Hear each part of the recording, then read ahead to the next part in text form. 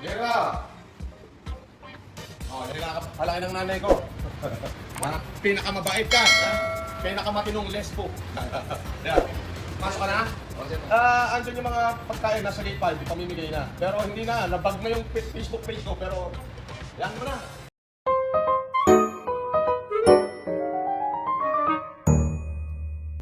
Uulitin ko ho, sana po. Hindi ko ho intention yan.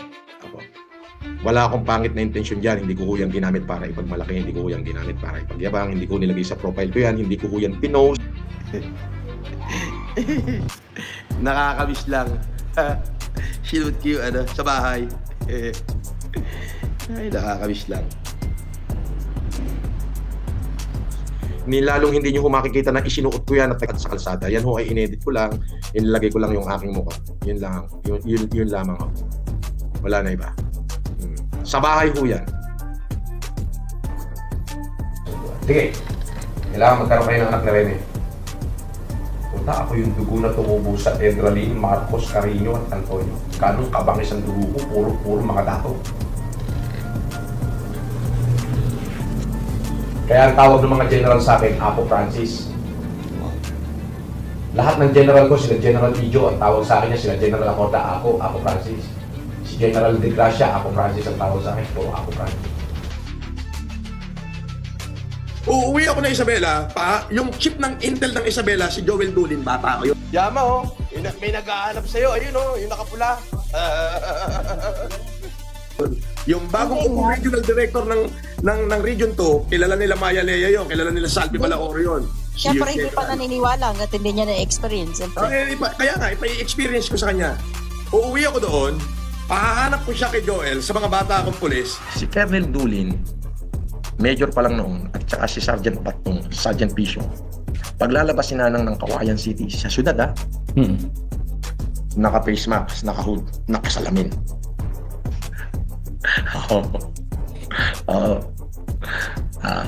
Tapos yung mga pulis na, ito, buhatin niya to, buhatin niya to. May truck na naghihintay, no? Minsan lang sa isang buwan lumabas yun. Yung supply po nila boss, ganito din ninanang yun na pag mamalengke sila isang beses na mga stock, kung ilang kape, mga hindi ho, kahit minsan hindi ho nahirapan sa buhay ang akin. Ako mismo, sasampalin ko siya na magkasawa sampal sa harapan ng buong pamilya niya para makilala niya ako. At pag umangil siya, puputukan ko siya. Gunggong! Barinig kita sa mukha! Alam mo kasi, kapag sinupot na kita, huwag ka nang magsalita. Ibig sabihin, I have all the reason bakit yung sinabihan ng supot. Ngayon, kung magsasalita ka ng pangit sa akin, ingungudgod kita sa harapan ng bahay mo. Ganyan ako ka-abnormal. Boss, ang pangit ko pala sa personal? Ang pangit ko pala sa personal? Oo, Akala ko swapo ka? ito yung mahilig magamo na suntukan eh. Liga, suntukan tayo. Labas! Tara, labas din ang boss! Suntukan tayo. Akala ko matapos ka sa online ka lang pala. Halika! Suntukan tayo. Tangina mo. Hindi. Naku po. Gago! Unless wala ka sa Pilipinas, mag-basher ka sa akin. Okay, safe ka nun. Boss, kung sino kaaway niya. Unfriend nyo yun. Block nyo yun. Yung JBL niya, supot yun. May nagtatanong sa akin kahapon, morning na morning, pagkatapos ng Facebook live ko, may nag-DM sa akin. Ano daw ba ang reaction ko doon sa kinasasangkutan ngayon ng putang inang dati kong kaibigan? Dati kang BFF na kupal na mukhang kabayo na itong si Kupal Francis Leo Marcos. Ano ba ang reaction ko? Dahil daw ako'y mahilig mag-post ng mga pampulis-pulis. Alam niyo po, simple lang ang reaction ko. Sa sinasabi niyang editing niyan, utang ina mo naman, Francis Leo Marcos, makinig ka sa sobrang katangahan mo. Sa kuda ka ng kuda ang hindot ka, ikaw ang unang nag-post ng mga ganyan. Ikaw ang unang nagbibidyo. Ngayon, nasilip ng mga kung sino mang kalaban mo, galit na galit kang putang ina mo ka. Hindi ka pulis. Tapos susutin mo, may mga star-star, kung ano man mga nakalagay sa balikat na pang-opisyal. Putang ina mo, nagpanggap ka na ng Francis Leo Marcos, hindi ka naman Marcos. Andito na si Kulaong, pasok na. Basher, pasok na.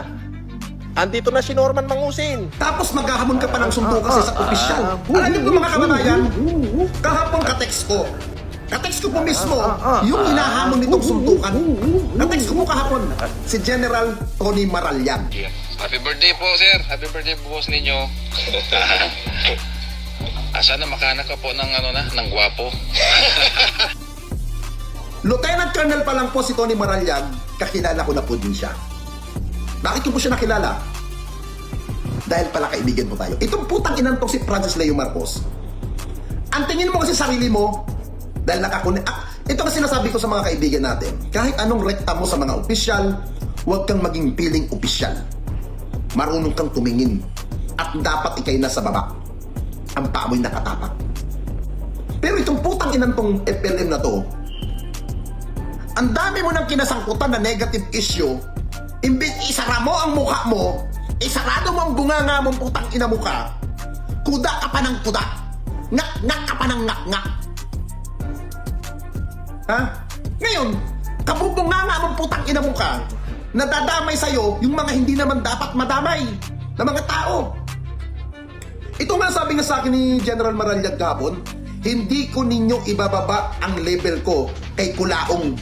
Hindi sa'yo bababa. At yung pinagsasabi mo, na tao mo lamang si General Maralyan. Ayan si Colonel Maralag, ayun o, nagwawalis. Walis ka muna. Pakita natin, mambira. The cleaner and the bartender. Ayan, yan yung aking cleaner.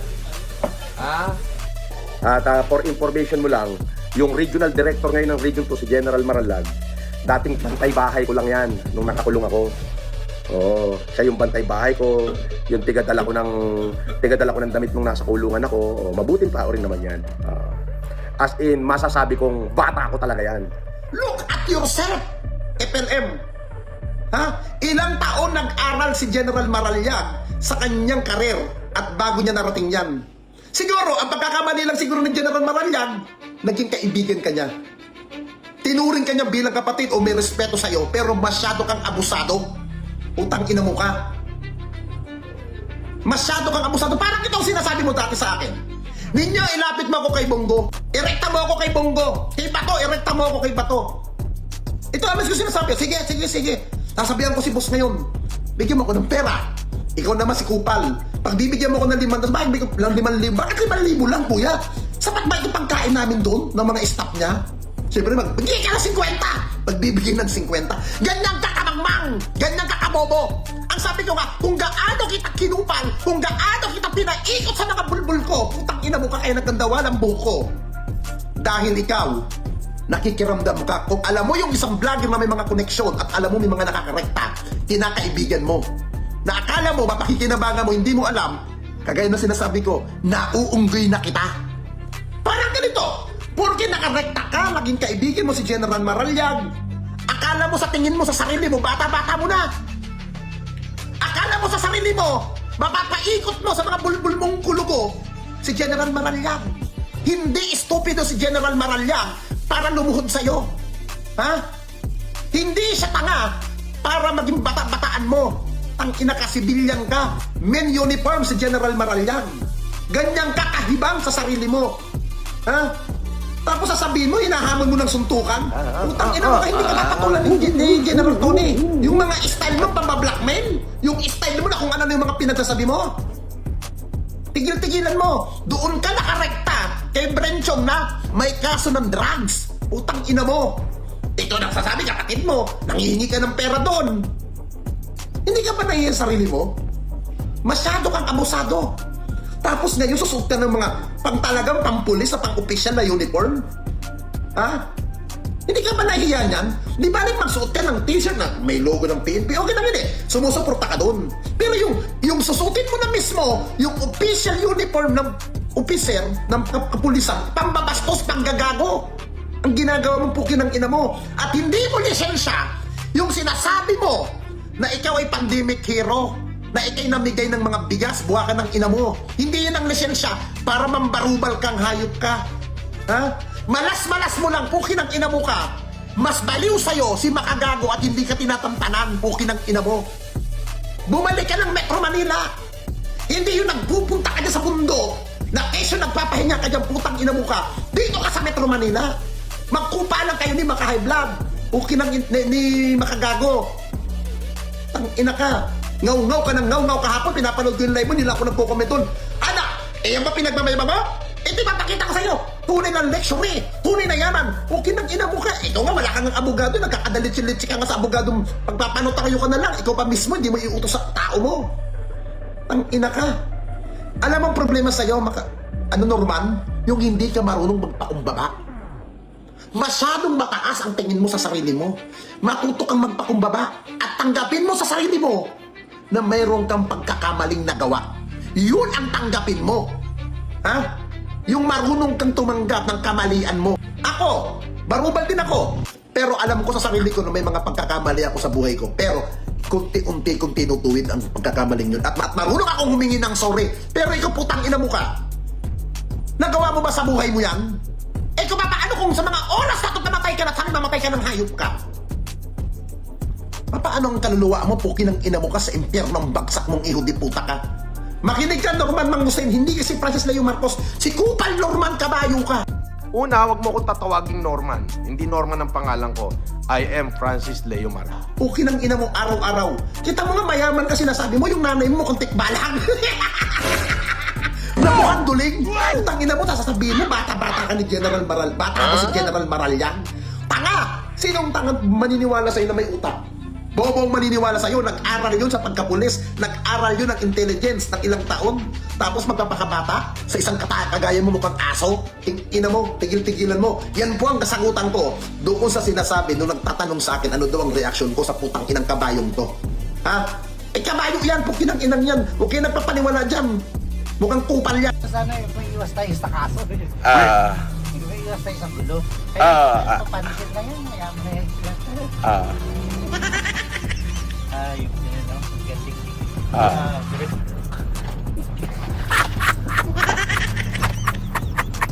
Dumiretso, no?